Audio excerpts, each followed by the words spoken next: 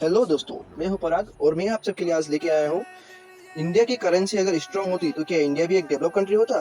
Video शुरू करने से पहले आप सबको एक रिक्वेस्ट है, मेरे चैनल को सब्सक्राइब कर दीजिए और नोटिफिकेशन के बेल आइकन को प्रेस कर दीजिए। और हार्दिक शुभकामनाएं आप सबको रक्षाबंधन की। इस वीडियो को हम टॉपिक वाइज में भाग करते हैं। पहले what is currency, what is the reason of the losing Indian currency, what happen when Indian currency strong like USA, India need strong currency to become a develop. Main मुद्दा यही है। आसान भाषा में करेंसी को समझने के लिए पहले हमको एक एग्जांपल के साथ समझना होगा। मान लीजिए मैं और मेरी एक दोस्त दो अलग अलग आइलैंड पे रहते हैं। मेरी आइलैंड का करेंसी है आलू और मैंने आलू उगाए। उस मेरी दोस्त के आइलैंड का करेंसी है प्याज और उसने प्याज उगाई। मेरे दोस्त ने 100 प्याज उगाए और मैंने भी 100 आलू उगाए। मतलब दोनों की करेंसी मतलब दोनों आलू और प्याज की सप्लाई, मार्केट में सप्लाई और डिमांड बराबर है और इसीलिए 1 आलू इज इक्वल टू 1 प्याज। मतलब एक आलू देने पर एक प्याज मिलेगी। दूसरी बार में क्या किया, मैंने 200 आलू उगाए और उसने फिर से 100 प्याज उगाए। इस बार मार्केट में आलू का सप्लाई ज्यादा हो गया, इसीलिए आलू का मार्केट में वैल्यू भी कम हो गया। अगर वैल्यू कम हो गया तो इस बार क्या हो गया, 2 आलू देने पर एक प्याज का जितना वैल्यू रह गया। मतलब आलू जब दुगने हो गए तो आलू की वैल्यू दुगनी कम हो गई। इस बार मैंने आइडिया लगा के वहाँ पे एक आलू की चिप्स की स्टॉल खोल दी। वहाँ उसको देखकर लोग चिप्स खरीदने के लिए आए और उन लोगों ने चिप्स खरीदना चाहा तो मैंने उनसे कहा पहले आपको मेरी करेंसी खरीदनी पड़ेगी और मेरी करेंसी में ही मेरी आइलैंड पे ट्रांजैक्शन होगी।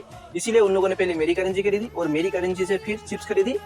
उसको देखकर दूसरे लोग आए, उन दूसरे लोगों ने भी वही किया, पहले मेरी करेंसी खरीदी फिर मेरी करेंसी से चिप्स खरीदा। उसको देखकर तीसरे लोग आए, चौथे लोग आए, पांचवें लोग ने क्या किया, कभी भी उसको चिप्स खरीदना होगा तो फिर क्या करना पड़ेगा, मेरे आलू की करेंसी, मेरी जो करेंसी उनको खरीदना पड़ेगा। इसीलिए पहले एडवांस में मेरी करेंसी खरीद के रख ली। इसी तरह से मेरे मार्केट में करेंसी की वैल्यू बढ़ गई। इसी तरह से मेरी गिरी हुई आलू की वैल्यू फिर से बढ़ गई और 1 आलू इक्वल 1 प्याज हो गई। अब चलते हैं दूसरी टॉपिक की तरफ। What is the reason losing Indian currency, India की करेंसी लूज होने की वजह क्या थी? 1950 के दशक में जवाहरलाल नेहरू जी को इंडिया को डेवलपिंग कंट्री बनाने के लिए बाहर से खूब सारा पैसा उधार लेना पड़ा विदेशी कंट्रियों से और बाद में वो पैसा न चुका पाने की वजह से फिर से ज़्यादा पैसा हमको प्रिंट करना पड़ा और इससे हमारी इंडिया की पैसे की जो वैल्यू थी वो वैल्यू गिर गई।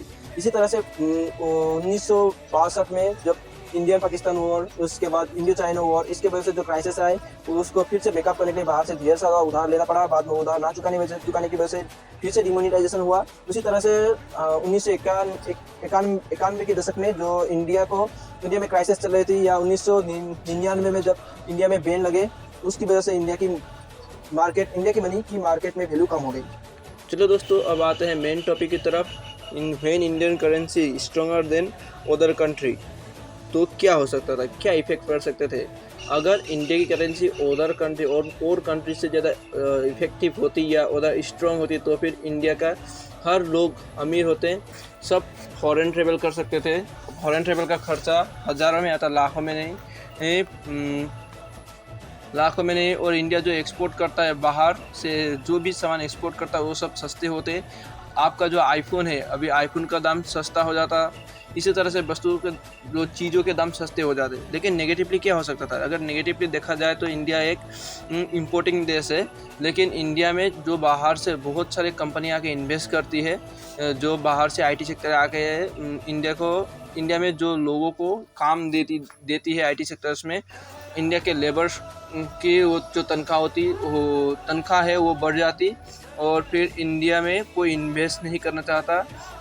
इंडिया की हर चीज़ महंगी हो जाती तो इंडिया से कोई भी सामान नहीं खरीदना चाहेगा। इसी तरह से और भी बहुत सारे नेगेटिव इफेक्ट पड़ सकते थे। लेकिन अगर इंडिया की करेंसी स्ट्रांग होती तो क्या इंडिया एक डेवलप कंट्री बन सकता है? इस बात में बहुत सारे अर्थशास्त्रों का मानना है कि अगर इंडिया की करेंसी स्ट्रांग होती तो इंडिया एक डेवलपिंग देश हो सकता था। लेकिन बहुत सारे ऐसे भी अर्थशास्त्रविद हैं जिनका मानना है कि अगर इंडिया की करेंसी और ज़्यादा गिर जाए या और ज़्यादा लो हो जाए तो फिर इंडिया एक डेवलप कंट्री बन सकती है। वो कैसे? अब अगर इंडिया की करेंसी और ज़्यादा लो हो जाए और ज़्यादा गिर जाए तो इंडिया में लेबर की जो तनख्वाह है वो और कम हो जाएगी। इंडिया की चीज़ों की मार्केट में दाम और ज़्यादा कम हो जाएगी। बाहर से कोई भी बाहर कंट्री के कोई भी कंपनियां आकर इंडिया में आसानी से इन्वेस्ट कर सकेंगी। इसी तरह से इंडिया की अगर करेंसी लो हो जाए तो इंडिया एक डेवलप कंट्री बन सकता है।